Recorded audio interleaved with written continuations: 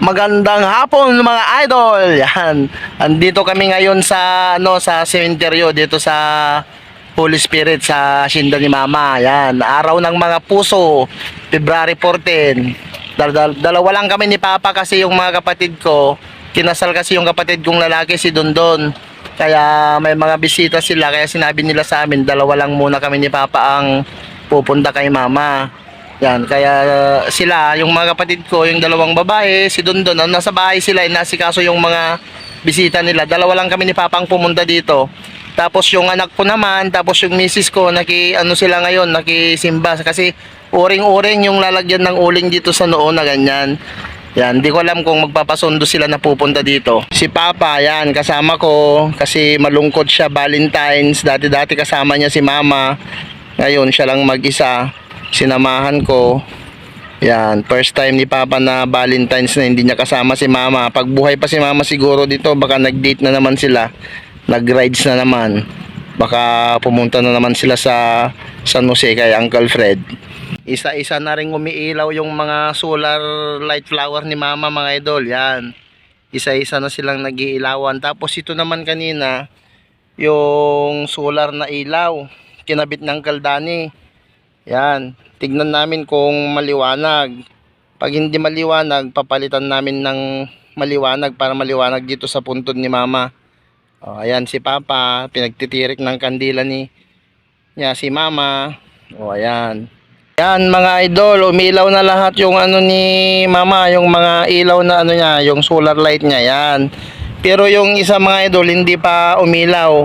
Siguro ito baka hindi na i-on kaya hindi umilaw. Pero sabi naman kanina ng Kaldani, umiilaw daw ito pag gabi kaya baka late lang talaga. Yan mga idol, umilaw na yung mga bulaklak ni Mama. Yan. Tahimik ngayon dito mga idol kasi wala yung mga kapatid ko saka yung mga pamangkin ko. Yan, dadalawa lang kami ni Papa. Gamit ni Papa yung tricycle ni Barbs. Tapos ako naman, yun, yung tricycle ko andun. Tag-isa kami ni Mama, wala kaming sakay. Hindi kami nagkasabay ni Papa kaya tag-isa kami. Ang akala ko lang, sabi ng mga kapatid ko, Kuya, ikaw muna ang pupunta kay Mama.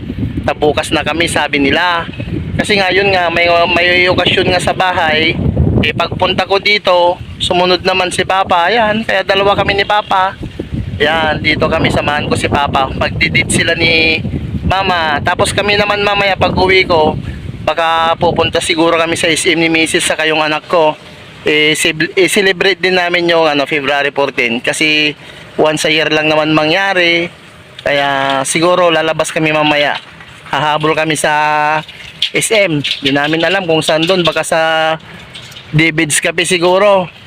Yan, sigurado marami na namang tao. Sana may space. Sigurado kasi last year nung February 14 nung last year, grabe, ang dami. Kahit saan, highway man, McDo, Jollibee Highway, sa loob ng SM, kahit saan, ang dami, pila-pila. Maalala ko noon sa, nakalimutan ko na yun, basta sa tapat ng SM, doon kami mga idol. Yan, mga idol, umilaw na yung isa. Yan, pero mahina pa lang yung niya, pa-start pa lang. Tapos yung isa, hindi pa siya umilaw, baka mamaya kasi hindi sila siguro parehas sa time ng pagsindi. Yan naman si Mama. Ang ganda ng ngiti ng Mama ko, parang andito pa lang siya. Yan, araw-araw kami pumupunta dito mga idol. Kada hapon dumadaan kami dito. Pag may duty ako, dito ako dumidiretso. Ganon din yung mga kapatid ko. Kaya matalino si Mama ginawa pa rin niyang para may banding kaming magkakapatid. O yan, kada hapon magkakasama kami. Hindi gaya ng dati na bihira lang kami magkakasama sa hapon kasi kung minsan saglit lang punta ko sa bahay ng kapatid ko si Barbs, kay Richel, ganyan. O yan, ngayon kada hapon kami na nagbabanding. Yan. Kaya magaling din si Mama kahit wala na siya. Gumawa pa rin siya ng paraan para andun pa rin yung mga banding naming magkakapatid, pamilya. Yan. Mamaya nagdadasal na kami ni Papa tapos uwi na kami pag Pero hintayin mo muna namin na umilaw. Tapos uwi na kami ni Papa pagkatapos magdasal.